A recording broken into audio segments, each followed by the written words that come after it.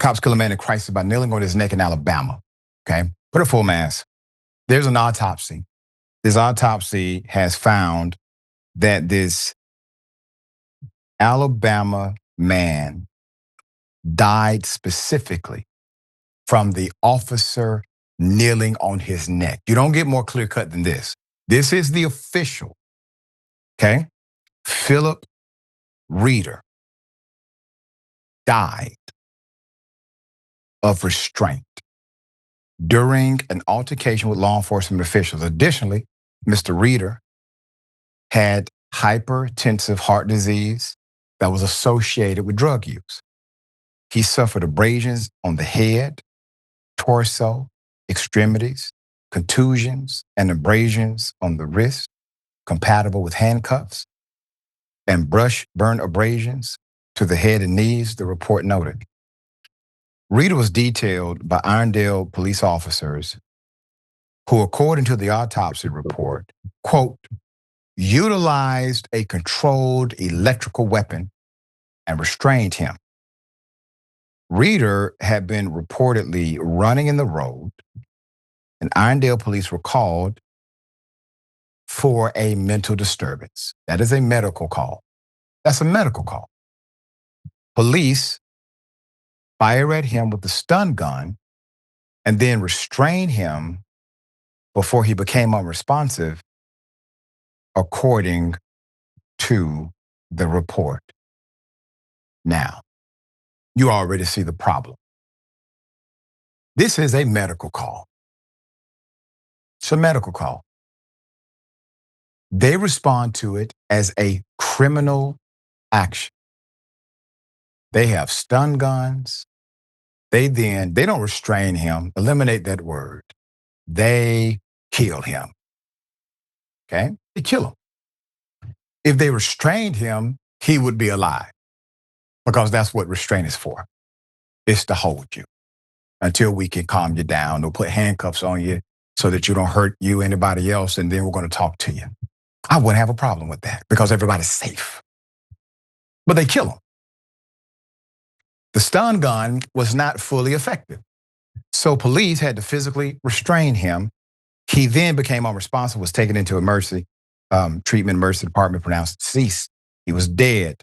So when it says the stun gun was not fully effective, this could be a litany of things, but they don't provide full detail. This could be officer training or officer negligence, firing at a time that you weren't supposed to fire the stun gun, or it could be a malfunction because the stun guns weren't inspected as thoroughly as they should have been based on protocol.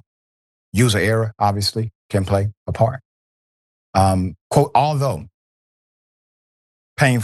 likely painful, the blunt force injuries alone would not account for Mr. Reeder's death. The injuries would have caused a acetylcholine release, which would have been further exacerbated by the exertion from restraint. The autopsy said, given his heart disease, he would be more at risk for developing a heart attack and likelihood of increased stimulant cocaine.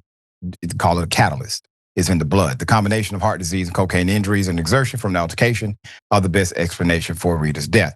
Now, Reeder's family argues that this is a matter of mental health. He was not threatening anyone. Reeder's, quote, simple mental health crisis led to police killing this unarmed grandfather who owned a construction company and was unarmed in the midst of a mental health crisis in a suburb outside of Birmingham, his family said in a statement at ABC News. Let's go to pre-existing nature or pre-existing condition, which is an argument made by law enforcement typically when they do kill somebody. You know how many of us are walking around with pre-existing stuff? You know how many of us are walking around with whatever it may be, take your pick, high cholesterol, blood pressure, hypertension. If that created immunity for murder, who would ever be arrested for murder? Who? It doesn't. It only becomes an issue when law enforcement is the agency that commits the killing. It doesn't matter that he had hypertension. It doesn't matter that he had cocaine use in his past and now has a heart condition today. That don't matter. What matters is the but for dynamic that took place was the police restraint. That's the part that killed him, period.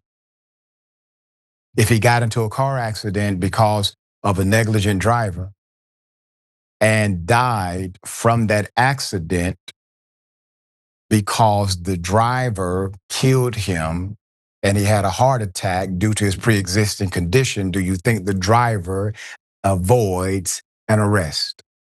No. It is still vehicular homicide. It could also be involuntary manslaughter.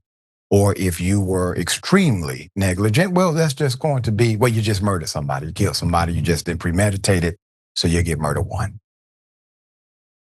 All right, my dear brother, thoughts here? Yeah, again, this is first of all, it's progress that the even a medical examiner in Alabama is going against what the police are saying and saying that this is a homicide and what this will lead to. You know, the police in Irondale, Alabama, where this happened, are denying all the claims. They're saying that he was a danger to the community, danger to himself, and they also say that he was imposing a danger to himself and others. They denied that a knee was used as restraint, even as he was resisting what was going on. If he was mentally disturbed at the time, he would resist. But the knee that they deny seems to be refuted in the video that was seen by the family and the lawyers. So it seems like this is a cut and dry case if, in fact, that video is accurate. But the notion, even that an Alabama medical examiner would go against what the police would want, that's impressive in and of itself. We're going to bring you updates on this story as they come. Very sad. Heart prayers and condolences to the family.